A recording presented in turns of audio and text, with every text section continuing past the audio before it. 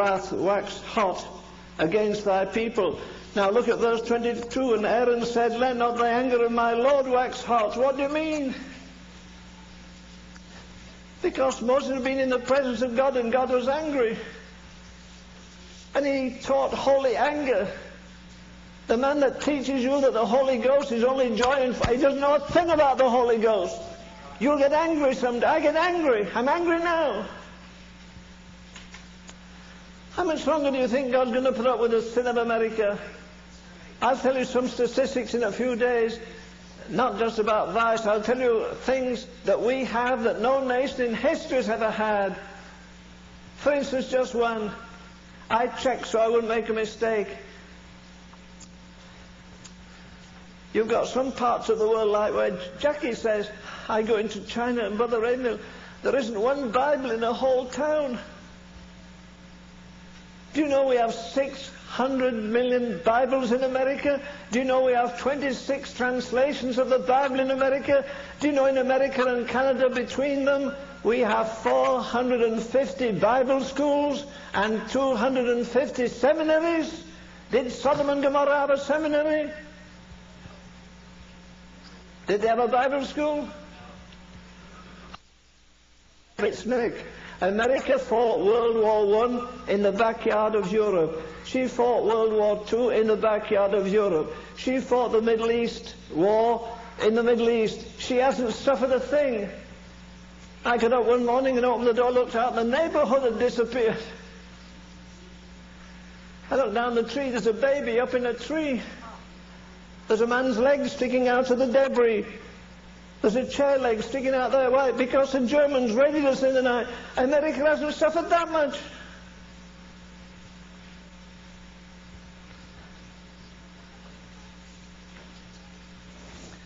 I'm trying to warn you that we're heading for trouble.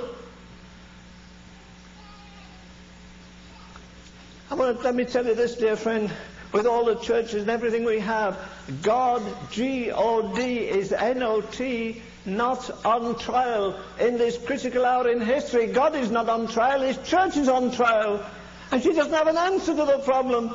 We're like Mother Hubbard, our cupboards are bare. Where is the supernatural? Do you think Jack isn't filled with God when a woman comes running down the street and kneels in front of her and the woman's all pockmarked? She's prostituted 40 years, and she says tremblingly, Miss Jackie, please take the devil out of me. I'm full of the devil, and you're full of God. Will you please? And every day of her life almost she casts out demons. She doesn't even claim to be a Pentecostal. She does claim to be a Christian. I've got the greatest Pentecostal preacher in the world coming to see me in 3 days. I'm going to ask him a question. One of the greatest Pentecostal theologians came to see me. I have a stack of his books. And I said, I'm just reading the history of Azusa Street by Bartleman.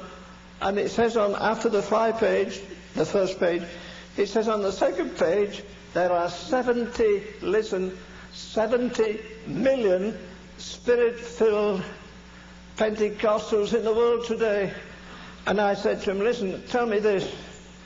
Is this record true? Are there 70 million Spirit-filled Pentecostals? Oh no, Mr. Ravenhill. Bartleman wrote that 5 years ago. I said, well, what's the story now? And he said without blushing, he said, Mr. Ravenhill, there are 120 million charismatic and old-style Pentecostals in the world today. Well, he was near enough, dear lady. I could almost finger in his hand, and I said, listen, tell me this. I know you've written stacks of books on theology. I know there are 120 Pentecostal churches in Dallas and nobody knows they're there. He said, no, there are not 70 million Pentecostals. I said, is a Pentecostal a man that's full of the Holy Ghost and speaks in tongues? Yes. He said, there are 120 million of them in the world. I almost knocked his head over, but I said, well, brother, tell me this, were there 120 million in the upper room? Oh, no. I said, well, what's the difference between their baptism of the Holy Ghost and yours? Don't tell me it's tongues. Every devout Mormon in Salt Lake City speaks in tongues. It's part of their religion. Spiritists speak in tongues. Who cares a hill of beans if you speak in tongues, if you're bad-tempered, if you're jealous, if you get the last ounce of money out of somebody, the last ounce of work out of somebody? Come on! We're 1,000,000 miles removed from apostolic Christianity.